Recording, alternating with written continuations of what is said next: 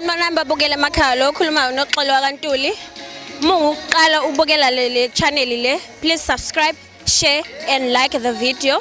Namhlanje sendaweni yaseNtondweni eMtubatuba kune launch sizokhuluma nabo kabanzi kodwa ukuthi I launch eyani sizokhuluma nabo ke asibabone ngaphakathi.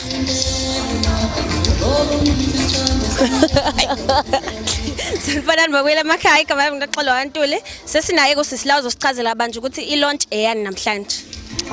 Sanibonani, ngiyathemba ukuthi niyaphila. Igama lami ngoNonhle ngwaka Sithole. Ngokukhula ngikhulele la eNtondweni.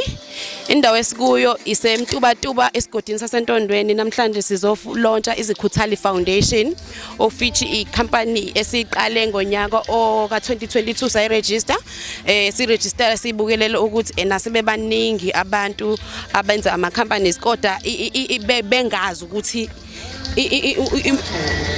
baphokophele kuphi nayo kodwa thina sathi mase siqala sabhekelela abantu besifazane abangasisiwona amatshitshi abawona amatshitshi abayonke lo nhlobo leyo kodwa sabukelela ukuthi ake sithathe lento lena seyaka art sibuyise siyithathe sizothi akubuye uZulu sibuyisa isidima ebantwaneni abalahlekelwe umntombi bese bancane of which it's something that is very touching iyona into esi-empowerisha kakhulu ukuthi sicela ukuthi abantu be-empowerisha ngokubuyisa isidima sabo ngokwesiZulu kodwa kakhulukazi laba abangasisiwona amatshitshi sewa-empowerisha kakhulu abangabluza ngobutshitshi babo ngenhloso kodwa ababluze ngokwe-rape sesicela kakhulu ukuthi bebuye bezoyi empowerisha ngokwa art. So namhlanje ke sizolauncha leyo nto leyo ukuthi nasiyacela ukuthi noma ngabe usisilona intshitshi kodwa uzizwe ubalekile nawe emphakathini uzizwe ukuthi nawe umuntu omusha nawe usanale ikusasa eliphilayo liphinde futhi iqhakaze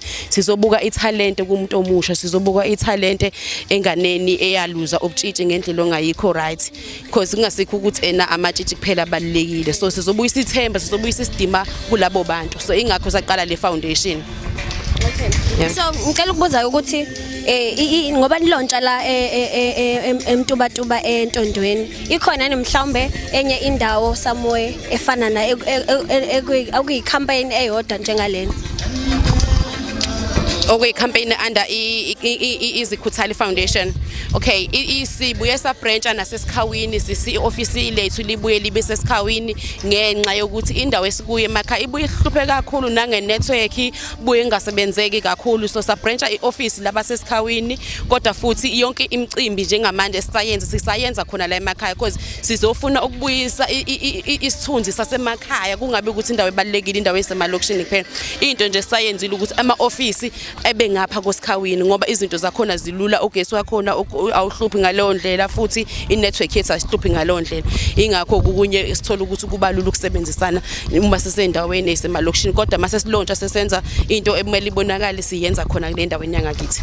Okay, so sicela ukubuza ukuthi singalindelani ngaphakathi umuntu obukela uhlelo engalindela ukuthi kuzokwenzakalani okulandelayo. Okulandela nkosami abantu esiba invitele abantu abangamagidangoma ama group alana emakhaya esizoyibonakalisa ukuthi kahle kahle italent esinalo lemakhaya likhona so ke ngisacela ukuthi ngempela ingoma siyilindele ikhona ngaphakathi ama artists ipoetry nakho konke sizocela ukuthi nabaphambili kwethu ukuthi kube yibona babasilidayo abazositshela ukuthi ukuze sifike lapha bakhona benze kanjani bazosicijisa njengoba somnandi sibacelile sisacela uzosicijisela intsha yethu ukuthi yikuphi okumele ukubekezelele ngoba emculweni kwa art kumele ube umuntu okwazi ukubekezela so sizocela ukuthi asifundisa asitshengise ukuthi yini ekumele sibone yini okumele siyenze yini okumele singayenzi ngoba kuthiwa indlela ibuzwa kwabaphambili ingakho namhlanje simcelile ngokwengoma besicele ubaba umthakashana siyathemba ukuthi usendleleni bengakafiki kodwa khona usendleleni. Okay. Siyabonga kakhulu siyathokoza.